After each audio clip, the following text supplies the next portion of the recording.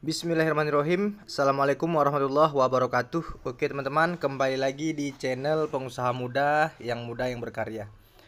Oke, di video kali ini saya ingin memperlihatkan sistem biovlog yang sudah jadi ya teman-teman ya. Seperti inilah dia warna air ya, kualitas airnya dan progres makan ikannya sangat luar biasa, lahap ya.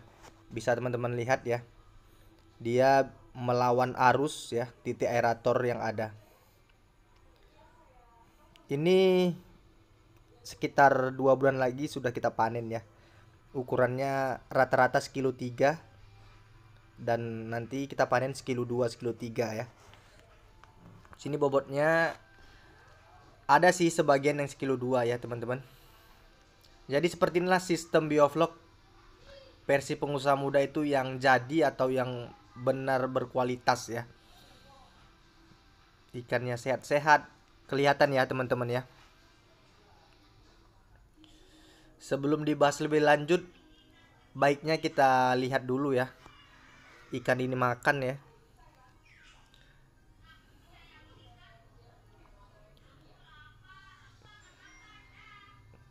Memang sangat enak ya teman-teman ya, melihat ikan-ikan kita itu sehat, makan dengan lahap ya. Bisa teman-teman lihat nih, begitu dikasih makan langsung merespon ikannya, terus naik ke permukaan semua. Oke, jadi di sini inti dari video ini ya. Inti dari video ini teman-teman tuh harus bisa mempelajari ya cara kita ya merawat air ya, teman-teman. Merawat air dan aplikasi air dari awal ya. Aplikasi air itu seperti apa ya? Yaitu kita menggunakan probiotik, itu probiotik E4 ya, yang biasa ya. Karena di sini kita khusus untuk mempertahankan kualitas air. Dan perlu teman-teman ketahui, sebenarnya probiotik itu ya, mau probiotik merek EM4 atau yang dari Boster ya, sebenarnya probiotik itu adalah zat yang menetralkan air ya. Seperti misalkan ya, ada di suatu perusahaan yang membuang limbah ya, yang membuang limbah ke sungai. Sebelum limbah itu dialirkan ke sungai, limbah itu diolah dulu, diberikan probiotik ini dulu ya teman-teman ya, agar air itu bisa netral dan ikan ya, dan ikan yang nantinya limbah itu dibuang ke sungai, ikan itu dapat bertahan hidup.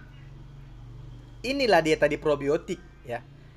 Dia untuk menetralkan air, menetralkan limbah. Nah, jadi teman-teman pun harus tahu sebenarnya probiotik itu untuk apa sih? Kan gitu. Apa sih manfaat dan kegunaan probiotik itu? Nah, jadi kita sebelum sebelum kita memulai budidaya ikan itu, kalau bisa memang harus kita ketahui dulu probiotik itu sih gunanya untuk apa. Lalu garam ini untuk apa? Lalu molasenya ini untuk apa? Lalu kapur dolomitnya itu untuk apa? Jadi bahan-bahan baku untuk buat sistem yang kita buat ini, kita harus tahu kegunaan dan manfaatnya apa. Jadi kalau kita sudah paham, sudah tahu lah sedikit-sedikit ya tentang bahan-bahan tadi, baru kita bisa mengaplikasikannya di kolam kita atau di usaha kita yang mau kita mulai. Eh, jadi itu tadi ya, guna probiotik itu untuk menetralkan air atau menetralkan limbah, agar limbah yang dibuang atau yang dialirkan ke sungai ya itu tidak merusak lingkungan ya teman-teman ya. Walaupun ada juga perusahaan yang nakal ya, yang tidak diolah dulu limbahnya langsung aja kadang dibuang, tapi tetap dia merusak lingkungan gara-gara nggak diolah lagi limbahnya. Tetap ada perusahaan yang seperti itu. Nah, tapi intinya probiotik itu untuk menetralkan limbah. Jadi limbah itu bisa netral, hewan bisa hidup. Lalu selanjutnya molase ya, molase. Molase itu limbah gula atau larutan, bisa diganti dengan larutan gula merah. Molase ini untuk apa ini? Tetes tebu ini tadi. Nah, itu teman-teman pun harus tahu. Di sini kan ya, molase itu yang pada umumnya biasa digunakan untuk campuran pakan ternak lembu ya, lembu lalu kambing ya teman-teman ya. Untuk seperti itu ya, hewan-hewan itu. Nah, jadi apa sih kegunaannya kalau untuk di ikan ini ya kan?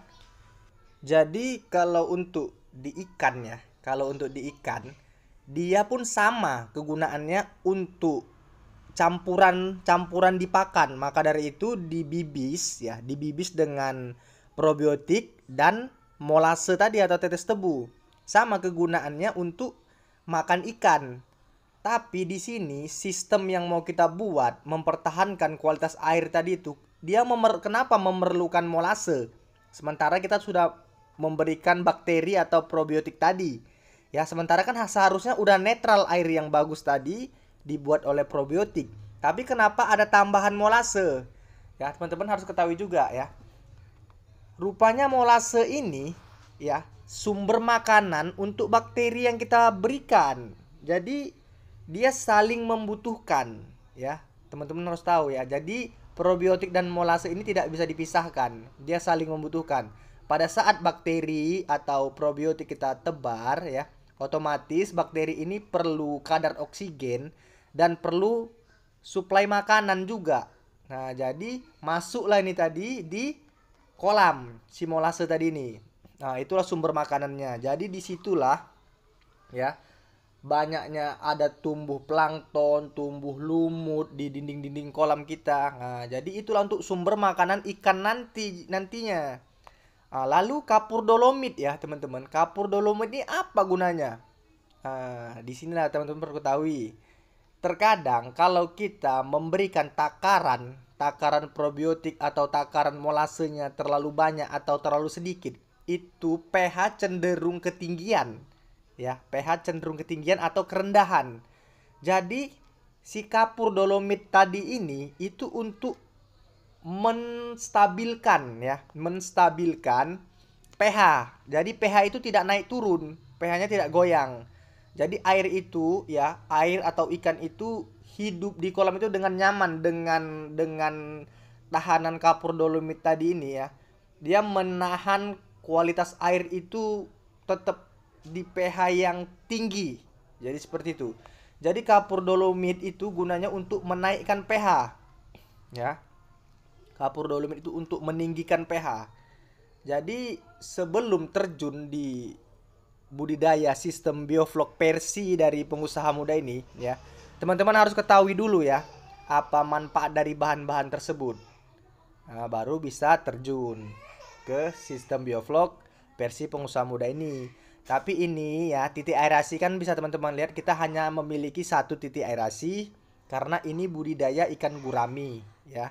Karena ini budidaya ikan gurami, ini pun versi dari kita sendiri, riset kita sendiri. Riset kita ini mempertahankan kualitas air yang ada di kolam kita ini. Mampu bertahan sampai 6 bulan. Sistem yang kita buat ini ya, teman-teman ya. Jadi seperti itu, sistemnya sangat luar biasa bagus. Dan setiap bulan kita bisa panen karena kita di kolam terpalnya ini memiliki 10 kolam diameter 3 dan 1 kolam diameter 2. Jadi sangat luar biasa lah untuk hasil di kolam terpal ini. Jadi seperti itu ya teman-teman. Lalu kalau untuk garam ya, kalau garam ya, tadi belum saya bahas di garamnya. Garam sih apa sih gunanya kalau garam ya? Pada saat air baru atau air sumur bor atau air PDAM yang dimasukkan ke dalam kolam tanpa diberikan apa-apa, itu otomatis zat besi ya, zat besi pasti ada pada air tersebut.